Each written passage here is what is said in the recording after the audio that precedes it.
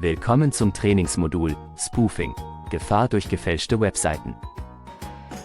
Nach Abschluss dieser Einheit weißt du, was Spoofing ist, welche Gefahr durch Spoofing entsteht und welche Konsequenzen erfolgreiches Spoofing hat. Außerdem weißt du, wie du dich richtig bei dem Verdacht von Spoofing verhältst und warum das richtige Verhalten wichtig ist. Zudem kannst du weitere Maßnahmen ergreifen, um dich, deine Kolleginnen und Kollegen und das Krankenhaus zu schützen. Die Gefahren durch falsches IT-Sicherheitsverhalten sind sehr hoch und können dazu führen, dass die Versorgung eingestellt werden muss oder sensible Daten veröffentlicht werden. Deswegen ist es wichtig, dass du deine Patientinnen und Patienten schützen kannst. Die Inhalte aus diesem Training werden dir dabei helfen, Kompetenzen aufzubauen, um deine Patientinnen und Patienten und ihre Privatsphäre zu schützen. Um dich für deine Arbeit immer auf dem Laufenden zu halten, durchsuchst du regelmäßig Medizin-Controlling-Foren. Eine besonders beliebte Webseite, die du dabei benutzt, ist medizincontrolling-im-krankenhaus.de.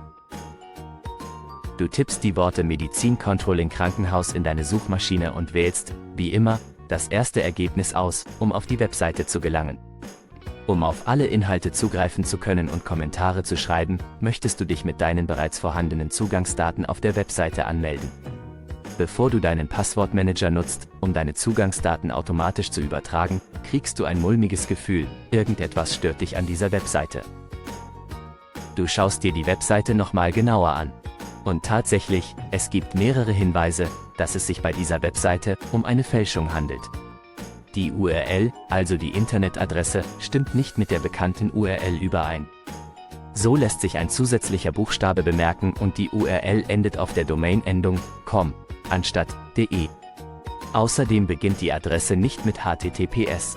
Wenn du eine Webseite besuchst und sie mit HTTPS beginnt, bedeutet das, dass die Daten, die du sendest, wie Login-Informationen oder private Nachrichten, sicher vor neugierigen Blicken geschützt sind. Eine Webseite, die nicht mit HTTPS beginnt, kann die Gefahr bergen, dass unbefugte Dritte Zugriff auf deine Daten haben können. Eine gefälschte Webseite ist eine Seite, die sich als legitim und vertrauenswürdig ausgibt, aber eigentlich aus betrügerischen Zwecken erstellt wurde. Manchmal sehen sie genauso aus wie Webseiten, die auch wirklich existieren, oder sie nehmen die Gestalt von staatlichen oder sehr bekannten Organisationen an, um Vertrauen zu wecken.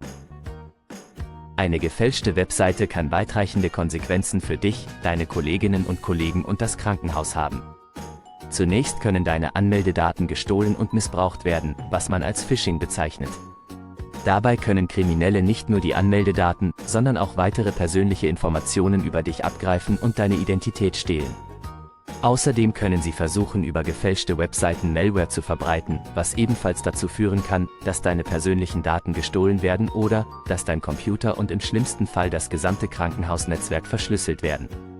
Dadurch können sensible Daten, wie Finanz- und Patientendaten gestohlen werden, was zu Datenschutzverletzungen führen kann.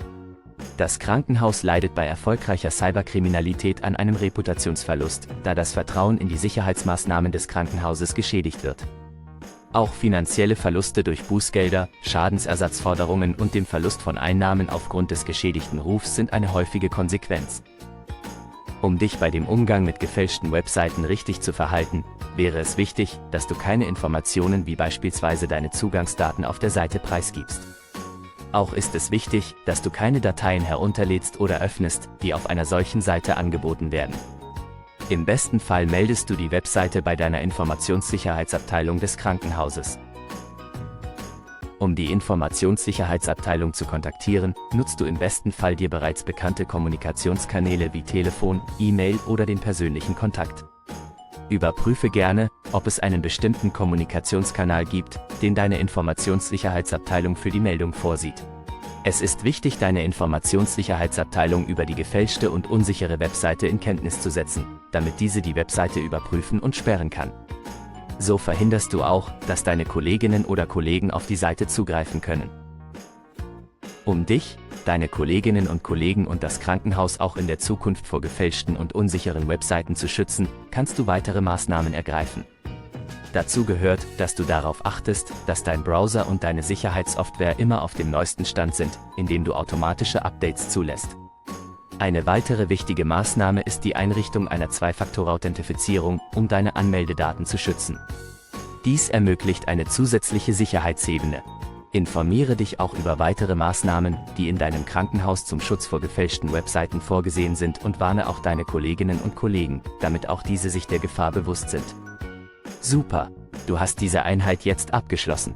Du kannst das Wissen jetzt bei deiner Arbeit umsetzen. Dadurch steigerst du das Sicherheitsbewusstsein in der ganzen Einrichtung und du schützt dich, deine Kolleginnen und Kollegen und das gesamte Krankenhaus. Gut gemacht!